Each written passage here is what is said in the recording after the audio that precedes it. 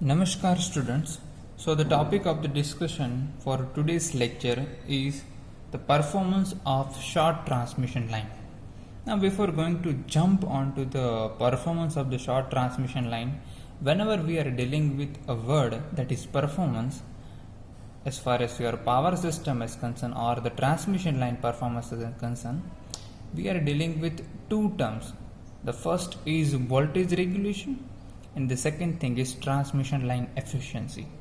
Okay, so on the basis of voltage regulation and the transmission line efficiency, we can identify the performance of any kind of transmission line. Either it is short transmission line, medium transmission line or the long transmission line. Okay, so first let us try to understand what is voltage regulation and also the transmission efficiency. Then after we are going to start your short transmission line. Okay, so what is voltage regulation? So voltage regulation of any transmission line, it is defined as, we can say, let me use another pen, that is voltage regulation VR is nothing but it is defined as the percentage change in voltage at the receiving end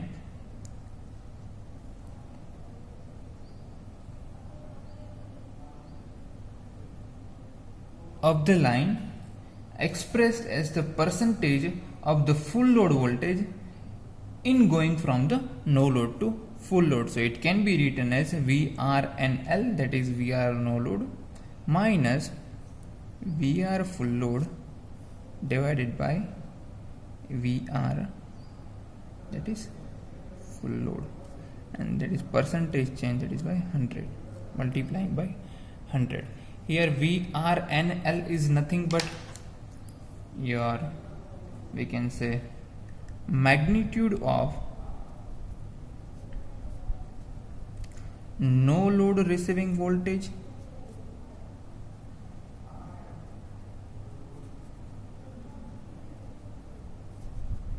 and this VRFL is your magnitude of full load receiving voltage. Okay, so in short we can say your voltage regulation VR is nothing but the percentage change in the voltage at the receiving end of the line, and generally it is expressed as the percentage of full load voltage, okay, in going from the no load to full load. Okay, so where we are using R notation, it is stands for receiving end voltage, and NL is for no load and FL is for full load voltage. Okay, so if we just remember the previous lecture, in that case we have given one two-port network and sending end current is, let's say it is IS, and sending end voltage is VS. Receiving end current is IR and receiving end voltage is VR. In that case we can write the relationship between your IR and VR in terms of VS and IS. So we can write VS is nothing but A into VR plus B into IR. Same way we can write IS is equal to C into VR plus D into IR. Okay, now here you can see your VR at no load. So if we try to find at no load your receiving end current, it means this is open circuited.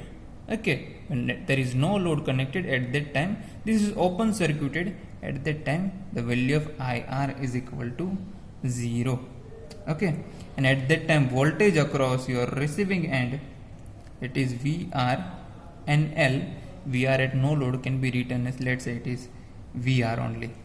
Okay, so if you put the value of IR and VR into this equation, the equation number 1, you can write your VS is equal to A into VRNL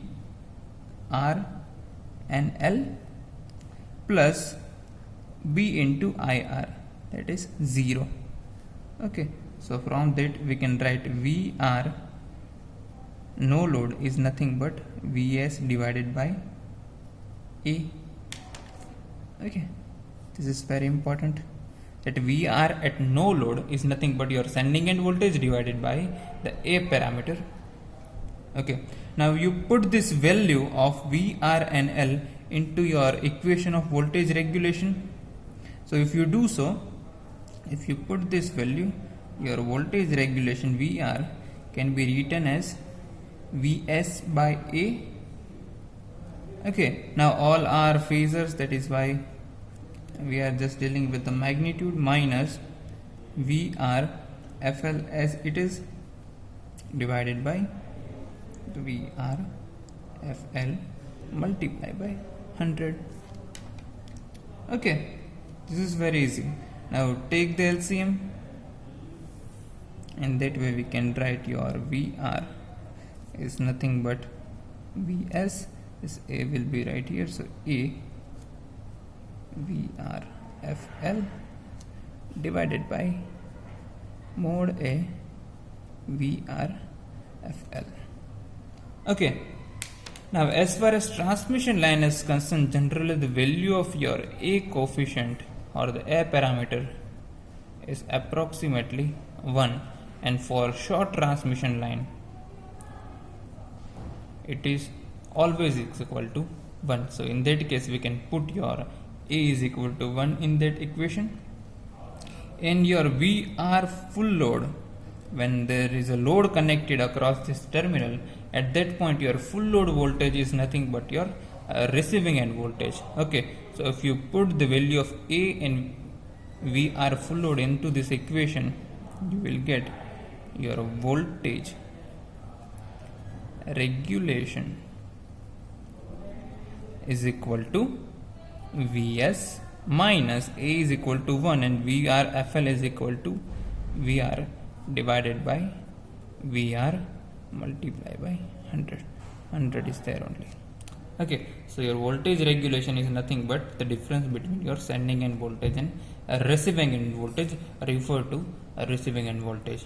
Okay, so for a transmission line, the value of voltage regulation should be as small as possible.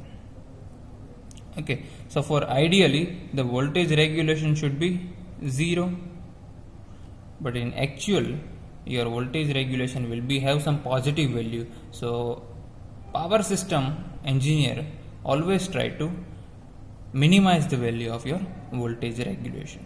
Okay, now another term, that is your transmission efficiency. Transmission efficiency, it is also important.